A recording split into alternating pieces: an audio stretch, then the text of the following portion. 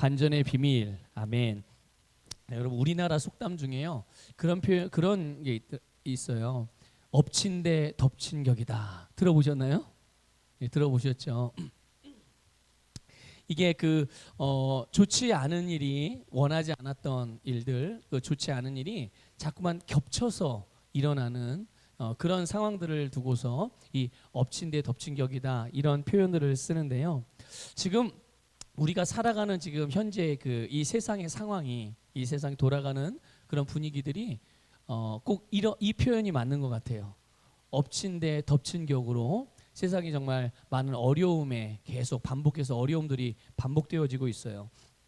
한동안은 코로나 팬데믹으로 인해서 많은 어려움이 있었는데 이게 이제 좀 이제 잡혀가나 이럴 시점에 러시아와 우크라이나 전쟁이 터졌어요.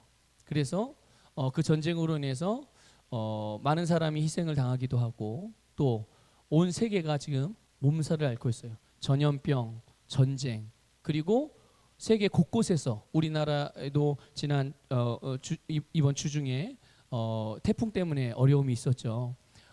그런 것처럼 세계 곳곳에서 여러 가지 자연 재해들이 일어나서 어느 한쪽에서는 홍수, 어느 한쪽에서는 가뭄, 어느 한쪽에서는 비가 그렇게 내리고 어느 한쪽에서 눈이 그렇게 내리고 눈이 안 오던 지역에 눈이 내리고 또 비가 그렇게 많이 오던 지역에 또 비가 안 내려서 가뭄이 생기고 이런 정말 기이한 현상들이 일상적인 그런 일반적인 현상들이 아닌 정말 기이한 현상들이 일어나고 있는데 이런 것들이 우리에게 좋은 아름다운 삶을 보장해 주는 것이 아니라 온 세계를 힘들게 만들어가는 그런 일들로 벌어지고 있지요. 그래서 뭐 세계 경제도 침체되고 그러다 보니 우리나라도 자연스럽게 이런 상황이 언제 끝날까요, 여러분? 예, 이런 상황이 언제 끝날지 아무도 장담할 수가 없어요. 그래서 우리나라 지도자들도 세계 지도자들도 이런 침체의 상황들, 고통과 어려움의 상황들을 각 분야마다 분야의 전문가들이 머리를 싸매고 머리를 맞대고 이렇게 해결해 보려고 많이 노력하지만 정말 오늘 제목에서 표현한 대로 반전을 노려보고 반전을 노리는 그런 일들을 만들어 보지만 그들 중에 아무도 앞으로 어떻게 되리라는 좋은 전망을 할 수가 없어요. 그러니 당연히 모든 사람들이 어떤 마음을 갖겠습니까? 희망이 보이겠어요?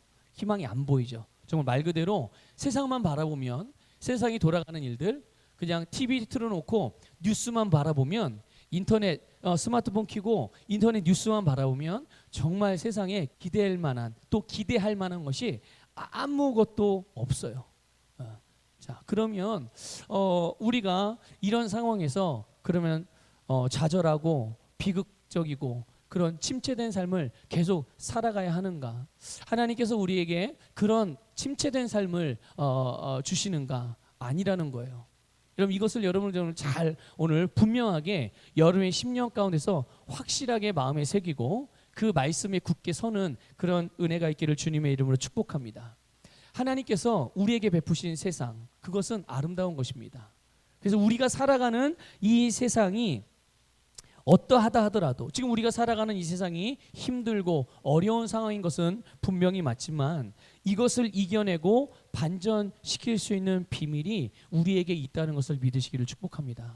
예, 그러니까 그냥 TV만 보고 있으면서 인터넷 뉴스만 보고 있으면서 사람들이 하는 이야기만 듣고 있으면서 거기에 고개를 끄덕이고 그래서 힘든 거야 어쩔 수 없는 거야 고통 그냥 어떻게 하든 이를 악물고 그냥 견뎌봐야지 이런 것이 기독교인들의 삶이 아니에요.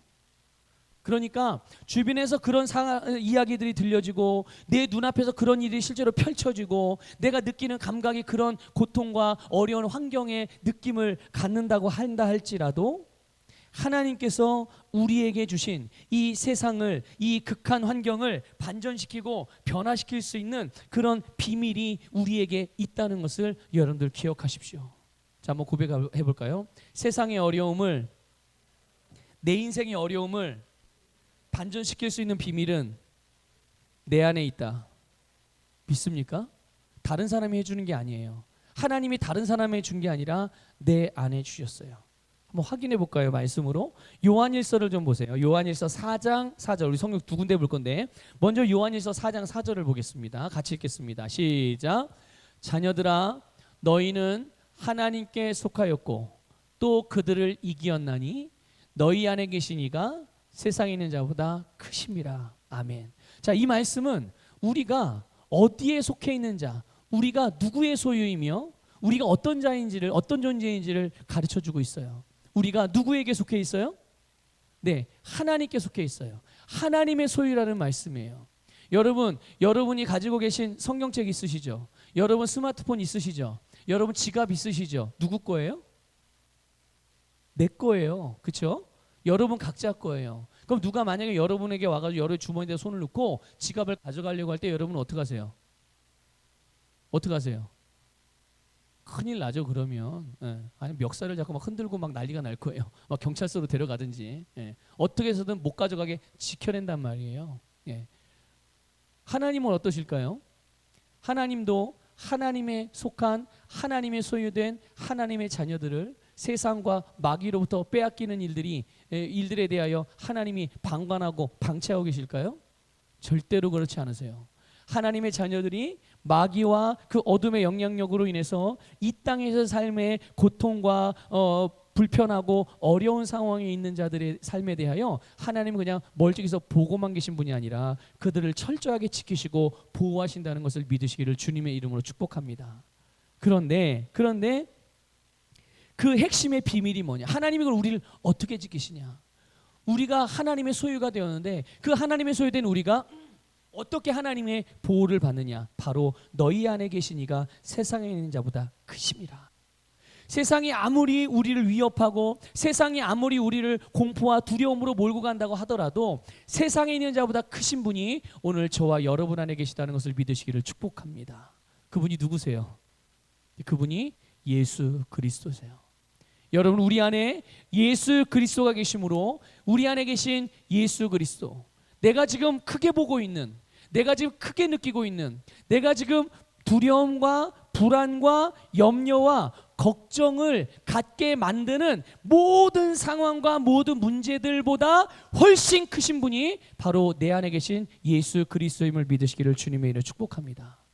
그러니까 모든 것보다 크신 분이 내 안에 계심으로 우리는 절대로 이 세상에 대하여 실패하거나 무너지거나 여러분 절망하거나 쓰러질 수 없다는 것을 깨달으셔야 돼요. 이것이 내 안에서 분명하게 믿어져야 우리가 우리의 삶에 대하여 담대할 수가 있어요. 어떤 상황이든지. 그러나 내 안에서 이 믿음이 분명해지지 않으면 아무리 옆에서 위로해주고 아무리 옆에서 격려해줘도 그 순간에는 할 수 있겠다라는 생각이 들지만 딱 뒤돌면 그 다음부터는 또다시 옛날로 돌아가게 되는 거예요. 또다시 두려워하고 초조해하고 걱정하고. 오늘 여러분, 우리 안에 계신, 여러분 안에 계신, 오늘 내 안에 계신 예수 그리스도, 그분의 능력을 의지하고 그분을 신뢰하며 그분을 온전히 믿는 그런 시간이 되시기를 주님의 이름으로 축복합니다. 자, 또 하나 요한일서 5장 4절 5절 보겠습니다. 같이 읽어볼게요. 시작. 무릇 하나님께로부터 난 자마다 세상을 이기느니라. 세상을 이기는 승리는 이것이니 우리의 믿음이니라. 예수께서 하나님의 아들이심을 믿는 자가 아니면 세상을 이기는 자가 누구냐? 아멘. 여러분, 세상을 누가 이긴대요?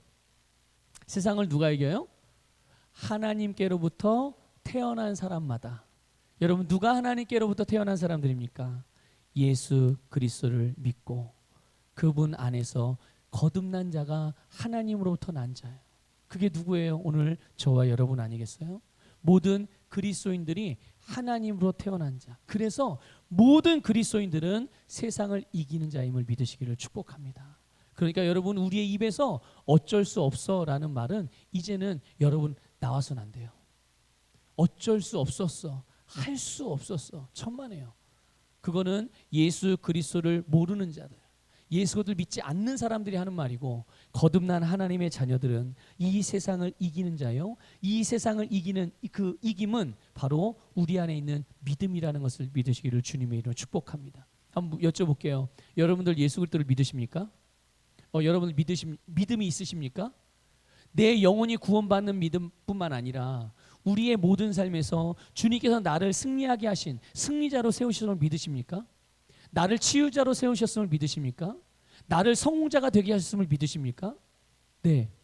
그 믿음이 여러분 세상을 이기는 믿음이에요. 그 믿음으로 우리가 무슨 일을 하든 어떤 상황을 만나든 우리는 그 믿음을 가지고 대면하면, 그 믿음을 가지고 행하면, 그 믿음을 따라서 살아가게 되면 우리는 모든 삶에서 승리하는 삶을 살아갈 수 있음을 믿으시기를 주님의 이름으로 축복합니다. 여러분, 오늘 본문에 보면 베드로가 자기의 인생, 자기의 세상에서 정말 기적과 같은 반전이 일어나는 내용이 나와요. 베드로가 그동안 살아오면서 한 번도 경험해보지 못한 인생이 완전히 뒤집어지는 그런 반전의 이야기가 나오거든요. 오늘 본문을 보면 많은 사람들이 예수님으로부터 말씀을 듣기 위해서 게네사렛 호수로 모여들었습니다. 이 게네사렛 호수는 갈릴리 호수의 다른 표현이에요. 그러니까 갈릴리 호숫가나 게네사렛 호숫가나 똑같은 곳입니다. 예. 자, 그런데 이때 많은 사람들이 이제 예수님 앞에 모여서 예수님께서 들려주시고 가르쳐 주시는 말씀을 이제 듣는 거예요. 그런데 금방 이제 게네사렛 호숫가에서 물고기를 잡고 물질을 하다가 이제 어부일을 하다가 막 이제 배를 정박을 시키고 돌아온 배 두 척이 있었어요. 그 예수님께서 그 배 두 척을 보시고 사람들이 하도 많이 몰려 있으니까 이 사람들 모두가 잘 들을 수 있는 말씀을 잘 들을 수 있도록 육지에서 배를 좀 띄우고 그 배에 예수님이 올라가셨어요. 그래서 그 배에서 이제 많은 사람들에게 말씀을 전하신 거죠. 가르치신 거죠. 근데 그 배가 누구의 배였을까요? 예, 베드로의 배예요. 베드로. 시몬의 배라는 것은 베드로, 베드로의 옛날 이름이 시몬이잖아요. 예. 베드로는 예수님이 지어준 이름이에요. 반석이라는 이름입니다. 반석이라는 뜻입니다. 예. 그래서 이 베드로의 배에 예수님이 오르셔서 말씀을 이제 가르치시고 전하셨어요. 이제 말씀을 다 전하시고 난 다음에 말씀을 마무리하시고 뜬금없이 베드로에게 갑자기 말씀하십니다. 가서 그물을 내려 고기를 잡아라. 이렇게 말씀을 하셨어요. 베드로가 예수님이 그렇게 말씀하셨을 때 네 하고 바로 배를 다시 호숫가에 띄워서 금방 들어왔잖아요. 이제 그물을 싣고 정리하는 중인데 이제 말씀을 한참 듣고 이제 말씀 사역이 끝난 다음에 예수님이 고기를 잡으러 저쪽에다 그물을 내려라, 깊은 곳에다 그물을 내려라, 그 말씀을 하시니까 베드로가 다시 배를 띄워서 배를 끌고 가서 거기 주님께서 말씀하신 곳에서 그물을 내리게 됩니다. 근데 어떻게 됐죠? 그냥 많은 정도가 아니에요. 그냥 많은 정도가 아니라 그물이 찢어질 정도로 많은 고기를 잡았어요. 그러니까 이게 굉장히 대비가 되는 거예요. 베드로가 조금 전까지만 해도 베드로는 밤이 새도록 물고기를 잡기 위해서 애쓰고 수고했어요. 그런데 돌아올 때 배에 물고기가 몇 마리나 있었나요? 몇 마리나 있었어요? 한 마리도 없었어요. 희한하게 이날 그랬어요. 그런데 예수님께서 말씀하신 말씀을 따라 그물을 내렸더니 물고기가, 그 없던 물고기가, 한 마리도 잡히지 않았던 물고기가 갑자기 그물이 찢어질 정도로 물고기가 잡힌 거예요. 어떤 사람들은 이걸 보고 일확천금을 노리는 사람들이 있어요. 뭔가 안 되다가 그냥 한 번에 대박이 빵 터져가지고 뭔가 되겠지, 뭔가 그렇게 됐으면 좋겠다, 그런 마음으로 또 주님께 기도하고 그런 것들을 기대하는 사람들도 있어요. 자, 그런데 오늘 말씀은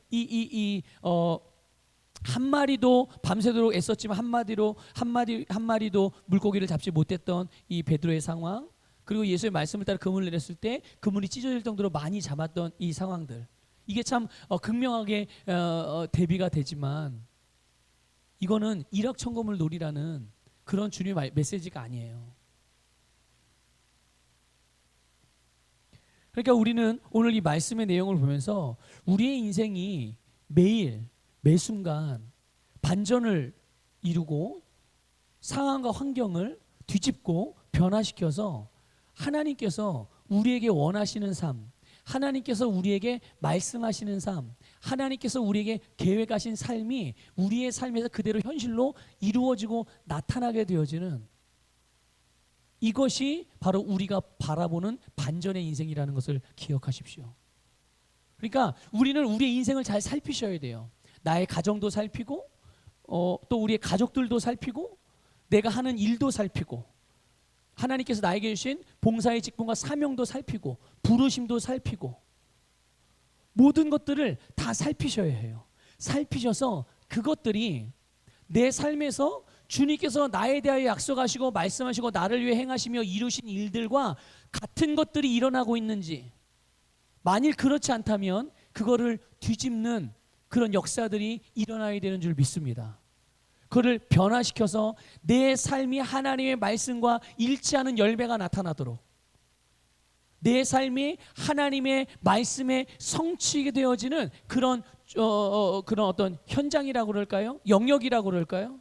그렇게 되도록 하나님은 우리에게 그것을 그렇게 만들어갈 수 있는 능력과 권세를 주셨고, 아까 우리가 요한일서 말씀에서 본 대로 그것이 곧 우리의 안에 있는 믿음이라는 것, 우리 안에 거하시는 예수 그리스도를 믿는 믿음, 그것이 우리가 하나님의 말씀이 이루어지는 것을 더디게 만들고 이루어지지 못하도록 방해하고 회방하는 세상의 모든 어둠의 역사들에 대하여 그것들을 반전시키고 하나님의 능력으로, 예수의 이름의 능력으로 그것들을 정복할 수 있는 비결이라는 것을 믿으시기를 축복합니다.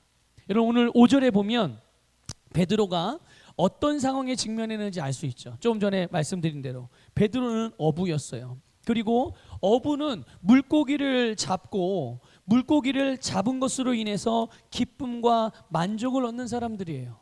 그렇죠? 예. 우리가 하는 일에 어떤 아름다운 결과와 성과가 있을 때 우리는 성취감을 느끼고 거기에 만족을 하며 그것으로 인해 기쁨을 얻고, 또한 그것을 통해서 또 다른 새로운 일들을 펼쳐가고 새로운 내일을 바라볼 수 있는 소망이 생기는 거거든요. 그러니까 베드로의 입장에서는, 베드로 같은 경우는 어부니까 물고기를 많이 잡을 때마다, 물고기를 잡으면 잡을수록 그는 그의 삶에서 만족과 기쁨이 충만하게 되어지는 것이고, 그것을 통해서 또 더 확장된 그런 그의 삶의 미래를 바라보게 되는 거예요. 그런데 그가 밤이 새도록 물고기를 잡기 위해서 그물을 내렸어요. 수고했어요. 노력했어요. 애썼습니다. 그런데 물고기를 잡을 수가 없었다는 거예요. 결국 베드로는 밤이 새도록 수고했지만 기쁨과 만족을 얻을 수가 없는 거예요. 아니, 애쓰고 노력하는데 내일에 대한 전망이 없어요. 소망이 별로 없고, 그래서 어떻게 해요? 매일매일 오늘 하루 살아가는 것을 아주 그냥 힘들고 어렵고 근근히 하루하루 생명을 유지하는 삶. 여러분, 얼마나 많은 사람들이 이렇게 살아갑니까? 그래서 주님의 말씀을 뭐라 그럴까요? 이렇게 자기의 이런 처지, 이런 상황들, 이런 것들을 하나님의 말씀으로 핑계거리 삼아서 그렇게 스스로 그냥 위안 삼는 사람들이 있어요. 오늘의 은혜가 족하니 그냥 오늘 잘 견딘 것으로 만족합니다. 여러분, 하나님의 은혜가 우리에게 족하고 하나님의 은혜로 내가 만족한다는 게 그런 의미입니까? 오늘 하루를 잘 버텨서 간신히 살아가고 그 정도가 하나님께서 우리에게 주시는 만족인가요? 만일 그렇다면 저는 그런 하나님이면 안 믿습니다. 여러분, 오늘의 만족은 내가 스스로 노력해도 오늘의 만족은 얻을 수 있어요. 하나님은 우리를 그렇게 지으신 분이 아니시거든요. 우리를 그렇게 만들지 않으셨어요. 하나님은 우리를 하나님의 형상대로 지으셨고 하나님과 같이 기능하도록 지으셨고, 우리로 이 세상에서 예수님과 같이 살아갈 수 있도록 지으셨어요.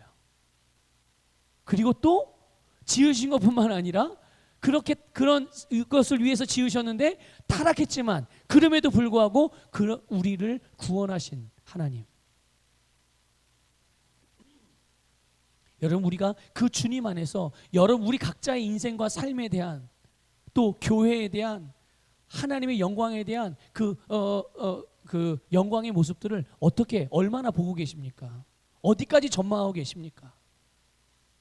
우린 오늘 하루하루를 살아가며 그냥 그 삶을 근근히 유지하는 것이 아니라 하나님께서 우리에게 주신 삶을 우리가 원하고 하나님께서 우리에게 계획하신 뜻대로 이루어가는 자들임을 믿으시기를 주님의 이름으로 축복합니다.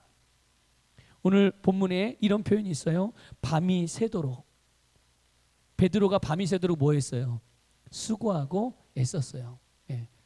자기의 일에 최선을 다했다는 얘기예요. 그런데 이 밤이 새도록이라는 말이요, 이중적인 의미가 있어요. 이 밤이라는 말이 이중적인 의미가 있습니다. 당시에 갈릴리 이 호숫가, 게네사렛 호숫가에서 물고기를 잡는 사람들에게 있어서 밤이라는 것은 기회입니다. 기회의 시간이에요.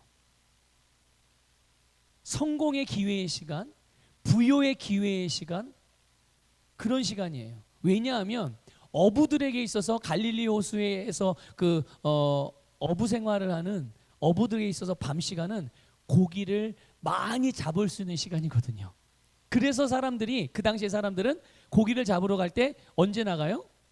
예, 밤에 나갔던 거예요. 베드로만 그런 게 아니라 그 당시에 그렇게 어부의 직업을 갖고 있는 사람들은 다 밤에 물고기를 잡으러 나갔어요. 그러니까 밤에 물고기를, 그러니까 낮에 나가면 물고기가 있어요, 없어요? 없지요. 그러니까 밤 시간은 그들에게 있어서는 축복의 시간이기도 하고 기회의 시간이기도 하고 정말 성공을 달릴 수 있는, 성공을 얻을 수 있는 그런 시간이에요. 그런데 이것을 가만히 보면요, 이것이 바로 베드로가 가졌던 지식이었고 베드로가 배웠던 배움이었고 베드로가 경험했던 경험이었고 그의 상식이었고 그가 가진 정보였고 많은 사람들이 가는 길이었어요. 이 밤,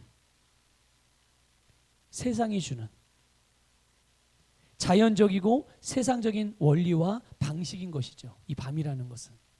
그러니까 그렇게 하면 성공할 수 있어, 그렇게 하면 부자 될 수 있어, 그렇게 하면 행복할 수 있어, 그렇게 하면 사랑할 수 있어. 이것이 그가 평생 자라면서 세상으로부터 배우고 가져왔던 경험이자 정보이자 세상이 주는 방식이었어요. 여러분, 부유한 삶을 위해, 성공적인 삶을 위해, 행복한 삶을 위해서 세상이 주는 정보들과 그 방식들, 그래서 세상 사람들은 그것을 따라서 살아가면서 각자가 원하는 것을 얻기 위해 수고해요. 그런데 밤이 새도록 그 기회를 붙잡고 그 기회를 따라서 살아갔지만, 수고했지만 아무것도 얻을 수가 없었다는 거예요. 아무것도 얻을 수 없었다. 이것이 또한 밤이라는 말에 담긴 두 번째 의미예요. 세상이 주는 성공의 기회, 세상이 주는 행복의 기회를 따라서 수고하였지만 결국은 아무것도 얻을 수 없는 상태, 영적인 어둠의 상태. 여러분, 이것이 주님이 없이 살아가는, 예수 그리스도가 없이 마귀가 들이운 영적인 어둠에 가려져서 빛을 보지 못하고 오직 자기 자신의 수고와 애씀으로 살아가는 삶의 모습이라는 것을 깨달으시길 바라요. 그런데 안타깝게도 믿음의 사람들조차 이렇게 살아가는 사람들이 너무나도 많다는 거예요. 아니, 하나님이 빛이라고 말씀하고 우리를 빛으로 지으셨는데, 우리를 진리로, 우리를 축복의 덩어리로 만드셨는데, 그렇죠? 아까 우리 찬양으로 고백한 우리 복덩어리잖아요. 그렇죠? 하나님께서 아브라함에게 그렇게 말씀하셨어요. 너는 복의 근원이라. 옛날 우리 개역 성경에 보면, 그래서 아브라함과 아브라함의 후손을 통해서 온 세상이 복을 얻는다는 거예요. 그게 바로 오늘 저와 여러분에게 하나님께서 주신 특권이고 권세이고 능력이거든요. 사명이기도 하고. 그럼에도 불구하고 주님 없이 살아가는 사람들처럼 느끼고, 주님이 없이 살아가는 사람들처럼 생각하고, 주님이 없이 살아가는 사람들처럼 말하고, 주님이 없이 살아가는 사람들처럼 행동하니까 당연히 세상 사람들처럼 느끼는 인생의 공허함과 허무함과 노력과 애썼지만 결국은 수고하고 얻은 결과가 없는 이런 영적인 어둠의 상태들이 그들의 삶에서도 동일하게 펼쳐지게 되는 거예요. 그러나 여러분, 예수님께서는 이런 베드로를 향해서 어떻게 하셨나요? 그래, 너는 네가 그렇게 선택하고 그런 사람이니까 너 그냥 그렇게 살다 죽어, 이렇게 말씀하신 게 아니에요. 그렇게 예수님이 베드로를 대하신 것이 아닙니다. 예수님께서 바로 이렇게 어둠 가운데 있는 수고하지만 얻은 것이 없는 깊은 밤과 같은 인생을 살아가는 사람들에게 찾아오신다는 것을 믿으시길 바랍니다. 그래서 우리에게도 찾아오셨던 거예요. 그리고 지금은 어때요? 찾아오시는 게 아니라 아예 우리와 함께 살고 계시잖아요. 믿습니까? 여러분, 여러분의 삶에 대하여 여러분 소망의 끈을 놓으시면 안 됩니다. 절망하시면 안 되고 포기하시면 안 돼요. 왜냐하면 주님이 우리와 함께 계시기 때문이에요. 그래서 주님께서는 말씀하세요. 깊은 데로 가서 그물을 내려 고기를 잡으라. 베드로가 말해요. 말씀에 의지하여 내가 그물을 내리리이다. 말씀에 의지하여 그물을 내리리이다. 이 말이 무슨 뜻일까요? 말씀을 의지하라는 말이 무슨 뜻입니까? 그냥 단순하죠. 말씀을 따라서 그냥 말씀대로 그렇게 할게요. 이렇게 이거예요. 그래서 정말 베드로는 그 말씀을 따라서 그대로 행했어요. 자, 그랬을 때 밤이 새도록 수고했지만 잡은 것이 없던 그의 인생에, 그의 삶에, 그의 기업에, 그가 하는 일에 잡은 고기가 심이 많아지는 이런 놀라운 반전의 역사가 일어난 것입니다. 여러분, 주님의 말씀이 반전의 비밀이에요. 여러분의 인생, 이게 너무 상투적으로 들릴지 만일 혹 여러분 가운데 주님의 말씀이 반전의 비밀입니다. 주님의 말씀이 전부입니다. 주님의 말씀이 능력입니다. 이런 말씀을 들을 때 여러분의 심령으로부터 기쁨과 감사로 이 말씀을 받지 아니하고 그냥 상투적으로 들린다면은 여러분의 심령의 마음밭을 다시 살피셔야 해요. 그만큼 내 마음이 하나님의 말씀을 받기에 딱딱해져 있다는 뜻이에요. 여러분, 주님께서 밭에 그 네 가지 밭의 비유를 드신 거 알고 계시죠? 그 내용. 열매 맺는 땅은 밭은 오직 딱 하나였어요. 그 네 가지 땅 중에 어떤 땅이었습니까? 좋은 땅. 그건 다시 말하면 좋은 밭. 어떤 밭이 좋은 밭입니까? 말씀을 그대로 받아서 내 마음에 심고 그 말씀의 씨가 싹을 내고 잘 자랄 수 있는 모든 환경들을 만들어서 그것을 싹 틔우게 하는 것. 그리고 그것이 잘 자랄 수 있는 여건을 만드는 것. 그런 땅이 결국은 풍성한 열매를 맺게 되는 거예요. 나머지 세 개 땅은 어떤 땅은 아예 씨가 심겨지지 않은 땅이 있고 어떤 땅은 심겨졌지만 그냥 사그라드는 싹이 나긴 나요. 싹이 나긴 나는데 사그라드는 그런 땅이 있고 어떤 땅은 정말 이것저것 잡초들이 무성해가지고 정말 자랄 수 있는 열매를 맺을 수 있는 기운을 얻지 못하여 시들시들해 버리는, 그러니까 아무런 열매가 없는 거죠. 그런데 하나님께서 우리에게 주신 축복의 삶은 열매 맺는 삶이에요. 그러므로 여러분, 열매 맺으시기를 주님의 이름으로 축복합니다. 근데 그 열매가 어디로부터 오는 것입니까? 하나님의 말씀으로부터 오는 거예요. 여러분, 세상이 아무리 힘들어도, 상황이 아무리 암울해 보이고, 또 어떤 질병이 우리의 몸에 통증을 준다든지, 아니면 어떤 극도의 가난이라 할지라도, 어떤 방황하는 인생이든 우리의 세상, 우리의 인생을 반전시킬 수 있는 비밀, 그것은 바로 주님의 말씀이에요. 그러니까 다른 것이 다 없다고 하더라도, 우리가 뭔가 부족한 모습이 있고 연약한 모습이 있다고 하더라도 주님의 말씀만 있으면 우리는 모든 것을 새롭게 만들어갈 수 있어요.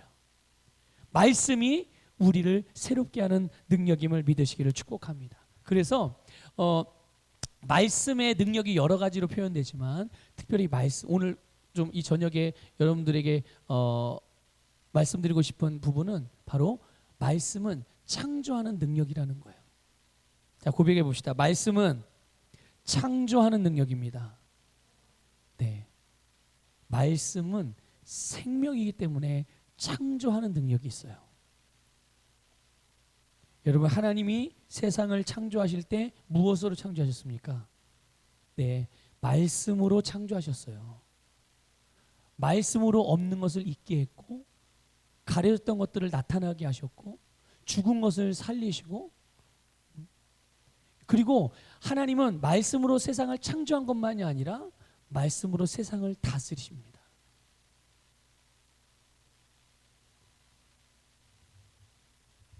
그렇기 때문에 우리가 살아가는 우리의 세상은요, 하나님의 말씀이 성취되는 현장이에요.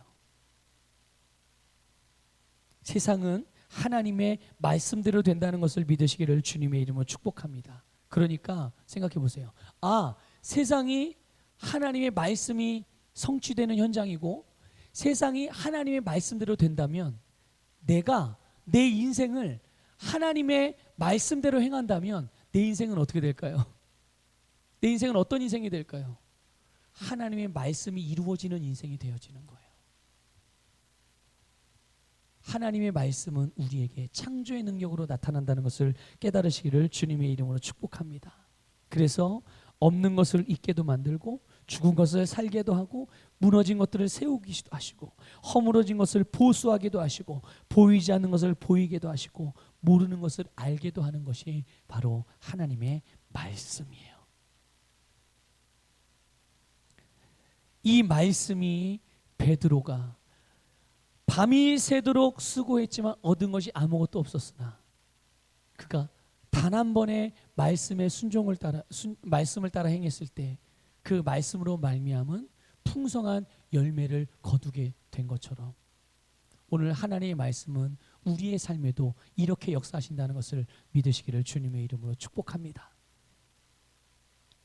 여러분, 베드로는 평생을 어부로 살았어요. 그러니까 어부가 하는 일에는 둘째가라면 서러운 전문가예요.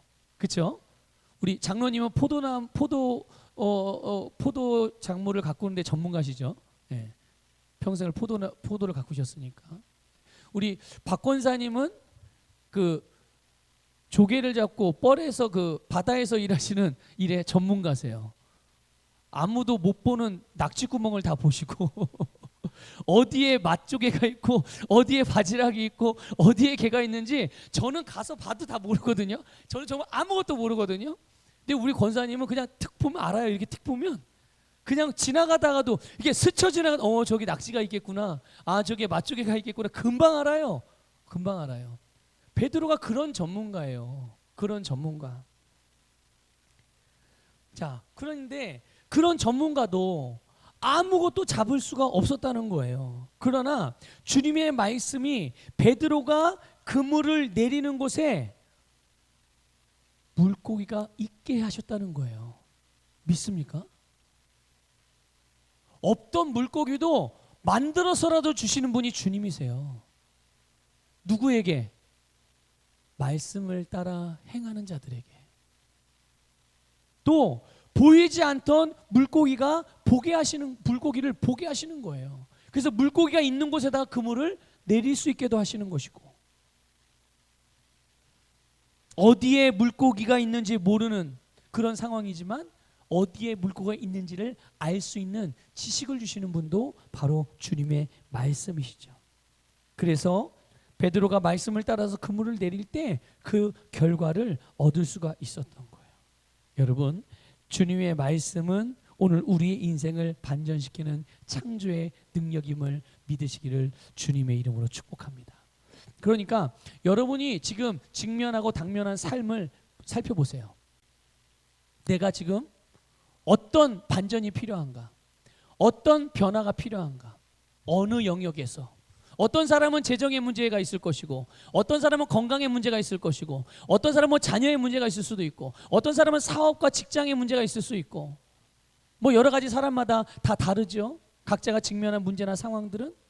하지만 그것에 대하여 반전을 이루는 능력, 그것은 모두가 똑같이 하나예요. 무엇일까요? 주님의 말씀이에요.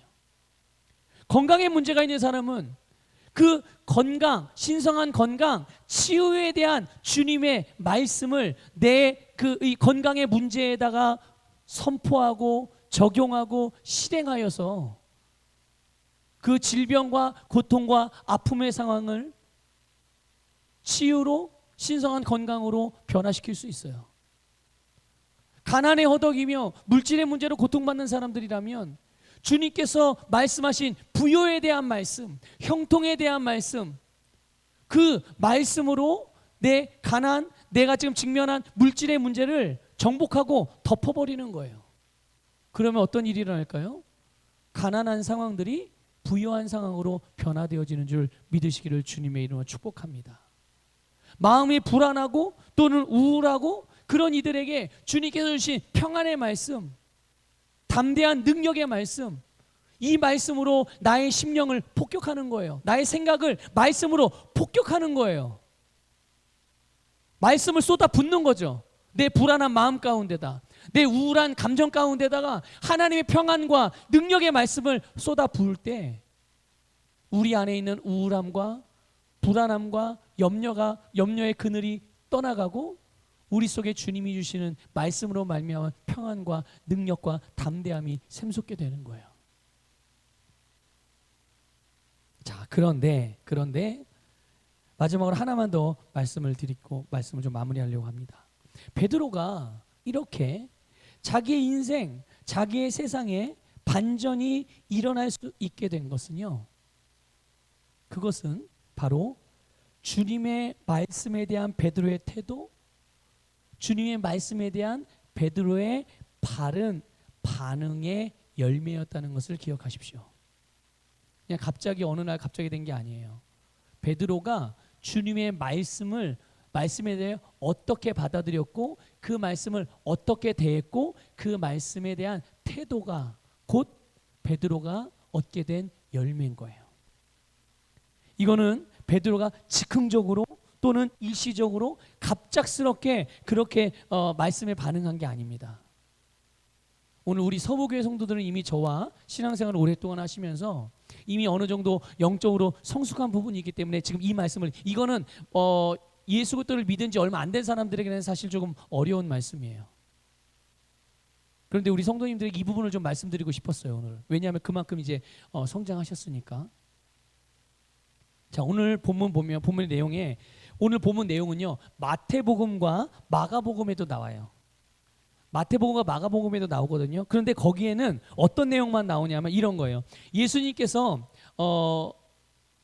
베드로를 찾아가셨어요. 그리고 베드로를 향해서 이렇게 말씀하십니다. 나를 따르라. 그랬더니 베드로가 어떻게 하죠? 아시죠? 그 내용을. 베드로가 어떻게 하죠? 즉시로 예수님의 부르심에 아멘으로 순종해서 예수님을 따라가요. 여러분, 이 말씀을 보면서 좀 이상하지 않으셨어요? 아니, 어떻게 갑자기 예수님이 찾아와서 나를 따르라라는 말하는 것도 이상하고, 그렇게 주님이 말하신다고 하여도 예수님이 누군지 모르는 상태에서 베드로가 누가 말한다고 그래가지고 그래요? 알았어요 하고 따라간 것도, 그냥 따라간 게 아니에요. 모든 것을 버려두고, 다 버려두고, 직업도 버리고 아버지도 버리고 가정도 버리고, 뭐 이걸 버렸다고 그래가지고 그걸 관계를 딱 정리하고 무슨 그 시한부 종말론자들이 하는 것처럼 그런 의미가 아니에요. 그런 의미로 뭐 관계를 단절하고 세상을 딱 등지고 갔다는 그런 얘기가 아니라, 예수님이 주님 되시고 이제 그의 인생은 사람을 낚는 어부가 되기 위하여 나아갔다는 말이에요. 근데 그 즉시로 그렇게 했다는 말이죠. 그런데 여러분, 이거는 갑작스럽게 일어난 게 아니에요. 베드로가 이렇게 주님이 베드로를 향해서 나를 따르라라고 말씀하신 배경, 그리고 베드로가 그 말씀을 듣고 네 알겠습니다 하고 바로 즉시로 예수님을 따랐던 배경이 오늘 본문이에요. 그냥 예수님이 그냥 갑자기 베드로에게 찾아와서 베드로 보고 나를 따르라라고 말씀하신 게 아니고요. 베드로 역시 근데 어느 날 모르는 사람이, 주님이라고 하는 사람이 예수라고 하는 사람이 와가지고 나를 따르라고 하는데 베드로가 아무것도 모르는 상태에서 예수님을 그냥 따랐던 게 아니고, 그게 아니라 오늘 말씀이 그의 배경인 거예요. 보세요. 1, 2절에 보면 예수님께서 게네사렛 호숫가에서 말씀을 전하셨다고 그랬어요. 그렇죠? 베드로는 밤이 새도록 수고했어요. 그리고 그런데 잡은 것이 없어서 몸도 피곤하고 마음도 우울하고, 예? 앞으로 보나 뒤로 보나 그냥 낙심할 수밖에 없고 어깨에 축 처지고 살 의욕이 없는 그런 상태로 육지로 돌아온 거죠. 그런데 베드로가 그곳에서 주님의 말씀을 듣고 주님의 말씀의 가르침을 받았다는 것을 여러분들 오늘 깨달으시길 바랍니다. 이게 중요한 거예요. 이것이. 베드로가요, 뭐 긴 시간은 아니었겠지만 말씀을 듣고 말씀을 배우는 가운데 믿음이 생겨난 것이고, 그 믿음으로 말미암아 예수님이 깊은 데로 가서 그물을 내려 고기를 잡으라는 그 말씀에 반응할 수가 있었던 거예요. 자, 이 깊은 데로 가서 그물을 내려 고기를 잡으라는 말씀, 이 말씀을 가만히 보게 되면 그것이 바로 베드로가 해야 될 일들을 말씀해 주신 거예요.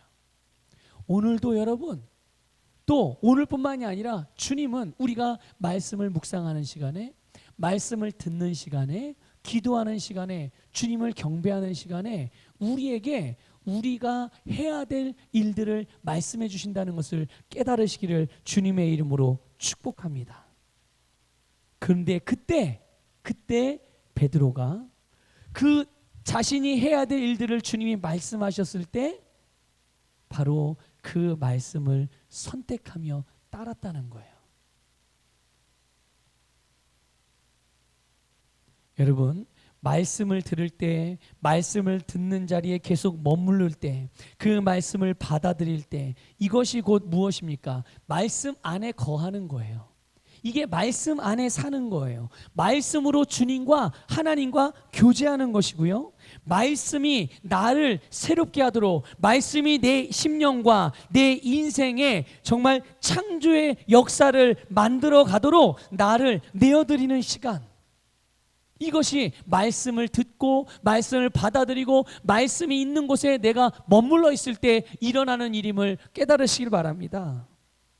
그러니까 말씀에 머물러 있었기 때문에, 누가요? 베드로가 말씀 안에 머물러 있었기 때문에 그는 자기의 경험도 있었고 자기의 지식도 있었고 자기의 감정도 있었고 자기 몸의 컨디션도 있었어요.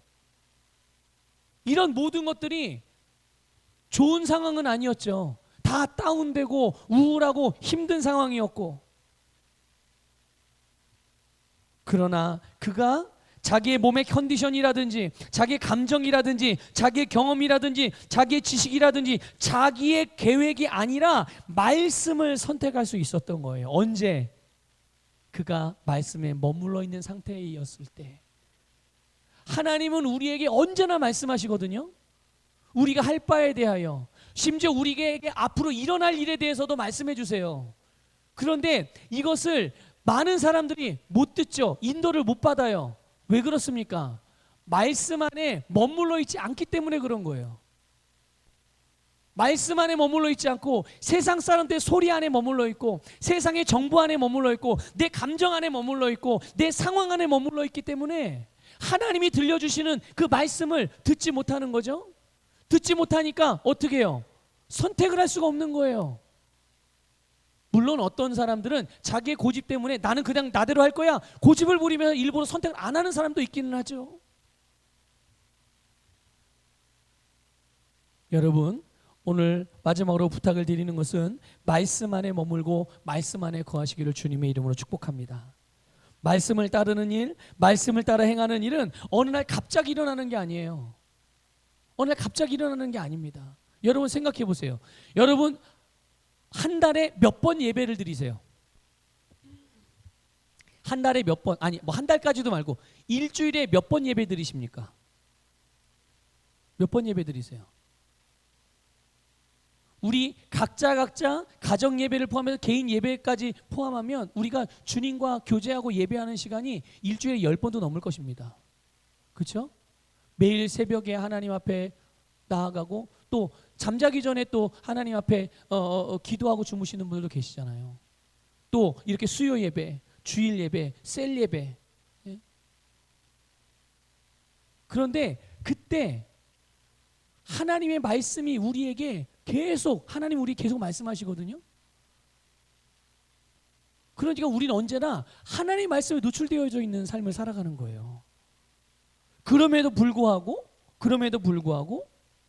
그러니까 하나님은 말씀을 통해 우리가 해야 할 바를 말씀해 주시고 알아야 할 것들을 가르쳐 주시고 우리가 모르는 것들을 알게 하시고 주님 우리에게 무너진 것들을 세우시고 일으키시고 우리를 회복시켜 주시고 우리를 밀어주시기도 하고 때로는 땡겨주시기도 하고 무엇을 통해서요? 말씀을 통해서요. 근데 우리는 주님 나를 인도해 주세요. 나를 도와주세요라고 기도하면서도 정작 주님께서 우리에게 일하시는 그 일하심의 결과를 누리지 못하고 맛보지 못하는 이런 안타까운 그런 삶을 살아가게 되는 거예요. 왜요? 다시 말씀드리지만 말씀 안에 머물러 있지 않기 때문에 그래요.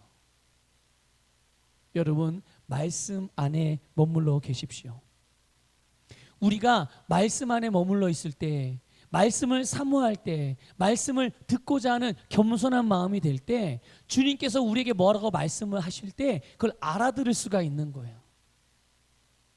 여러분 그런 경험 해보셨을 거예요. 설교 말씀을 듣다가도 늘 똑같이 들었던 말씀인데 그전에는 그게 무슨 말인지 몰랐는데 어느 날 알게 되어지는 이게 그 말씀이었구나. 아마 그런 것 다 경험해 보셨을 거예요. 왜 똑같은 말씀을 그때는 들었는데 몰랐고 지금은 알아요? 네?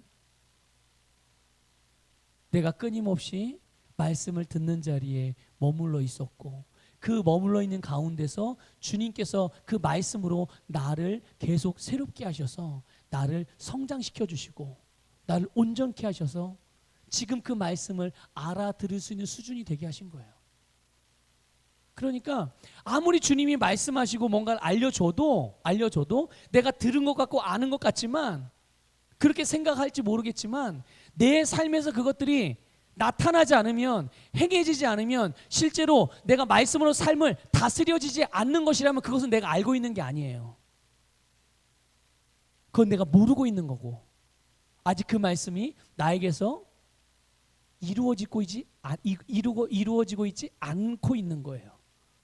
그러면 어떻게 하면 되죠? 너무 단순해요. 말씀 안에 머무는 거예요. 아까 잠깐 말씀 적용하는 부분들에 대해서 예를 들면서 말씀했듯이 계속 내 심령에 말씀을 퍼붓는 거예요. 말씀을 퍼붓고 그 안에서 왜냐하면 그거는 다른 것 때문이 아니라 이 원리 하나 때문이에요. 우리의 믿음. 여러분 우리의 믿음은 어디서 나와요? 내가 결심하면 나옵니까? 아니면 내 기분이 좋아지면 막 믿음이 생겨요? 아니에요.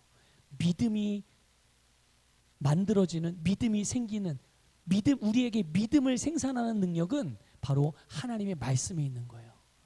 내가 말씀을 들을 때 말씀을 믿을 때 그러니까 말씀을 받아들일 때 그 말씀으로 말미암아 나에게 믿음이 생기는 것임을 깨달으시기를 주님의 이름으로 축복합니다. 예. 그래서 여러분 우리의 일상이 하나님의 말씀 안에서 거하게 될 때 그래서 말씀을 선택해서 반전의 인생을 살아가는 그 삶이 우리에게 일상이 될 수가 있는 거예요. 내가 말씀에 매일매일 거하며 말씀을 따라서 행하게 될 때 우리의 삶은 그냥 우리의 일상생활이 그냥 매일매일 삶을 다스리고 상황과 환경을 바꾸는 처음에는 이게 해보지 않은 일이고 막연해 보이기 때문에 이게 부담스럽고 이게 될래나 이런 마음도 들겠지만 이 말씀으로 우리의 세상을 변화시키는 일들이 하나씩 누적되기 시작하면 이제는 그것은 우리에게 너무나도 평범한 일들이 되는 거죠. 여러분 하나님이 한번 대답해 보세요. 그걸 대답하시고 이제 말씀 마칠게요. 하나님의 일들을 행하시면서 자신이 행하시는 일에 어색함을 느끼실까요? 안 느끼실까요? 만약 하나님이 죽은 자를 살렸다고 해봅시다. 죽은 자가 살아났어요. 그래서 하나님이 죽은 자 살리셔 놓고서 이게 나에게 이런 일이 이렇게 하실까요, 하나님이? 아니죠. 이건 너무 당연한 일이고 하나님에겐 자연스러운 일이에요. 왜냐하면 하나님은 늘 그렇게 행하시는 분이시니까. 그 일을 늘 그렇게 행하시는, 하나님께 이런 표현 쓰기 좀 뭐하지만 이 일을 돕게 좀 그런 표현을 좀 쓰겠습니다. 하나님은 그렇게 사시는 분이세요. 예, 하나님은 그렇게 사시는 분이시기 때문에 그게 그냥 특별한 일이 아니에요. 그러니까 여러분 생각해 보세요. 매일매일 나는 내 삶의 상황과 환경을 말씀으로 변화시키는 삶을 늘 살아가는 사람이라고 생각해 보세요. 남들이 볼 때 그런 삶을 살지 못하는 사람이 보면 우와 대단한 성도님 어떻게 이렇게 능력이 대단해요. 기도 많이 하셨나 보네. 막 이렇게 막 놀랍게 볼 수도 있어요. 하지만 그 일이 우리에게는 물론 우리는 특별한 삶을 살아가지만 그 특별함이 정말 특별함이 아니라 우리에게 있어서는 그냥 너무나도 일반적인 일들이 되어지는. 그래서 우리를 통해서 하나님께서 우리의 세상을 하나님의 나라로 만들어 가시고 우리를 통해서 영혼들을 구원하고 세상을 복 주셔서 세상을 먹여 살리시는 이런 놀라운 일들, 이것이 오늘 저와 여러분을 통해서 일어나기를 주님의 이름으로 축복합니다. 여러분의 가정이 여러분 때문에, 여러분 남편과 아내와 형제와 자매와 자녀와 부모가 여러분 때문에 살아나는, 여러분이 다니는 회사, 여러분이 운영하는 기업, 이것이 여러분 때문에 정말 부유해지고 풍성해지는, 하나님이 여러분 때문에, 하나님의 일들이 여러분 때문에 정말 왕성하게 확장되어지는 이런 일들이 말씀을 통해 여러분 일어나기를 주님의 이름으로 축복합니다.